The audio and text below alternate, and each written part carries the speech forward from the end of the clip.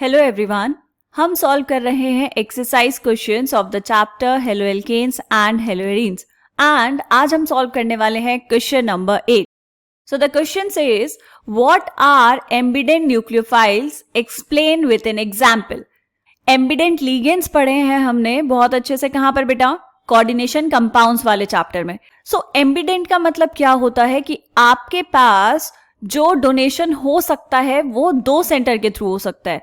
मतलब ambient nucleophiles में होंगे दो न्यूक्लियोफिलिक सेंटर्स. दो न्यूक्लियोफिलिक सेंटर्स का मतलब क्या हुआ?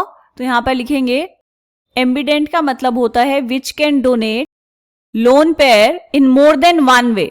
Which can donate lone pair in more than one way. More than one way का मतलब क्या हुआ बेटा? कि उसके पास दो न्यूक्लियोफिलिक सेंटर है, वो कहीं से भी डोनेशन कर सकता है बट एट द टाइम एक ही से करेगा. इसका एग्जाम्पल क्या है? इसका बहुत अच्छा एग्जाम्पल है साइनाइड, CN-.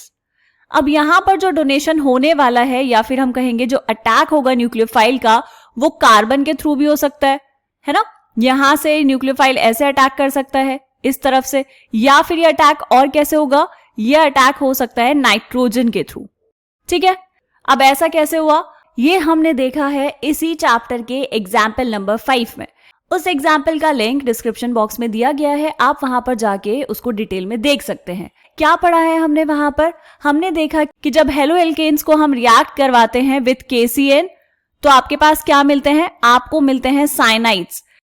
लेकिन जब हम हेलो एल्केन्स को रिएक्ट करवाते हैं विथ AgCN तो आपको क्या मिलते हैं? आपको वहां पर मिलते हैं आइसोसाइनाइड्स. ऐसा क्यों? क्योंकि KCN के साथ जब रिएक्ट करवाएंगे तो ये आयनिक है, तो जो अटैक होता है वो कहां से होता है? कार्बन से.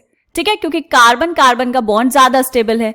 लेकिन जब आप इसकी रिएक्शन करवा रहे हैं AgCN के साथ, ये है कोवेलेंट नेचर, तो यहां पर जो नाइट्रोजन है वो फ्री होगा डोनेशन के लिए. इसलिए आपको यहां पर साइनाइड्स भी मिलते हैं और आइसोसाइनाइड्स भी मिलते हैं. अगर हम इसको लिखना चाहें तो कैसे लिखेंगे बेटा? देखो क्या लिखा हमने यहां पर. The nucleophiles which can attack through two different sites are called ambident nucleophiles. Example cyanide ion. बहुत अच्छे से हम समझ चुके हैं इसको ऊपर. It can attack through carbon to form cyanides and it can also attack through nitrogen to form isocyanides. Right? This is the answer for this question. Okay, मिलते हैं नेक्स्ट क्वेश्चन के साथ. तब तक के लिए बाय बाय.